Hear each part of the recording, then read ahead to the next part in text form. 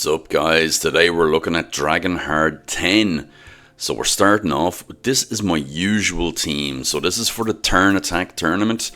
I was running them to get me some primal essence or shard or whatever you call it, so I could get a primal shard to pull and see how we get on there.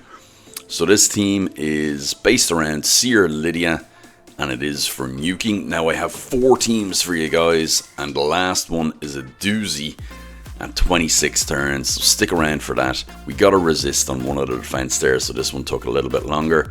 Reset, champion, Lydia debuffs, and Seer nukes, and then we're on to the boss. Now, what a lot of people don't realise is that we have 2 other champions here that do the same job that Staltus usually does.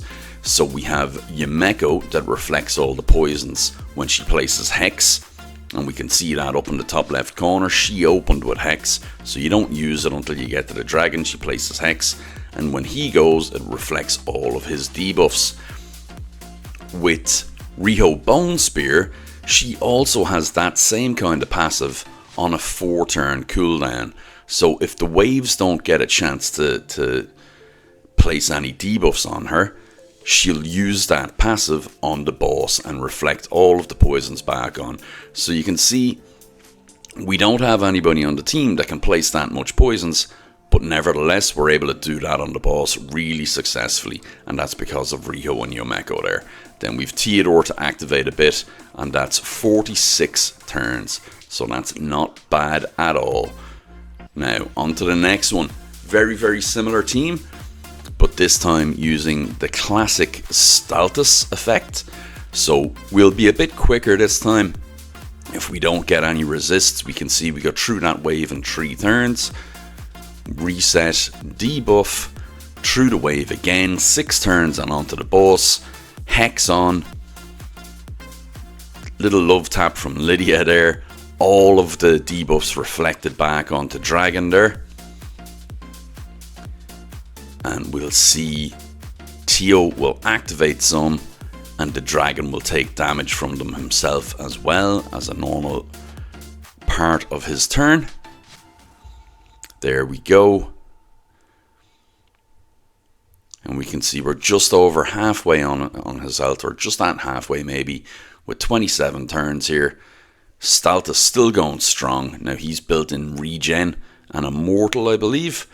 He's getting all of the poisons back on there. He also has emergency heal, which is fast becoming my favourite blessing for any PvE stuff at all. It's really good. This now is a team just based around poisons, so we don't have any reflective poison placing on this, but we do have plenty of champions that place poisons themselves, so we're going to get them all out here on the waves.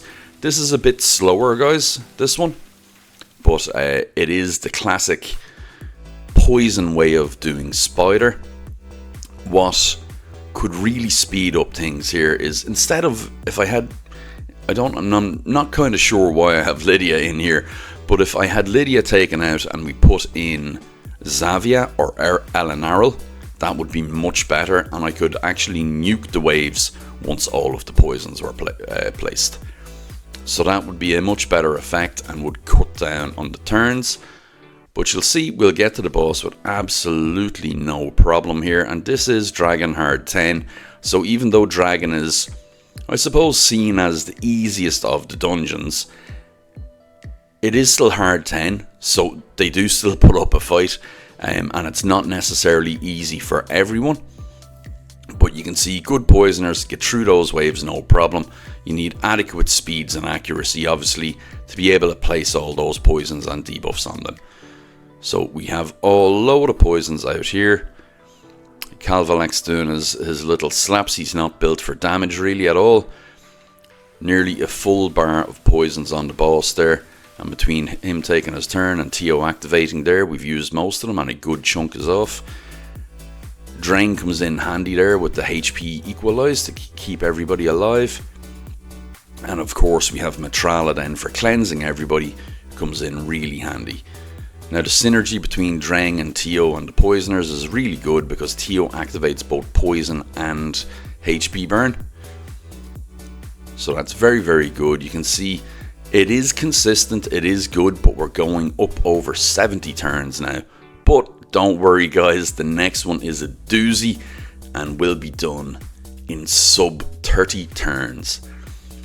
So I actually hadn't used this comp before. Not this one, the next one. So looking forward to sharing with you now. And that's the dragon done. 88 turns, 2 minutes 22, but we still got a good amount of turn attack tournament points for you. So again, we're going Seer, Lydia, and a reset. And this time we have 2 nuts. And this makes all the difference. So the only issue here is I suppose the nuts are a bit faster than Lydia and Seer. So we're getting to the dragon in 10 turns. If you really wanted to optimize, you could have them going slower and you'd save some turns here. So you could possibly get it done in 22 turns rather than 26. But you can see the dragon is nearly dead. We have a load of poisons on there as well because Yumeko reflected them all. Dragon takes a turn, more damage. We'll see the lads getting in 2 more hits here. When Dragon takes his turn again, he's going to take more damage. And we'll be coming up on the finale now. A little tap and then Soul Reap for the win. Thanks for joining me guys. That's Dragon 4 Ways, 26 turns. Like and subscribe and I'll catch you in the next one.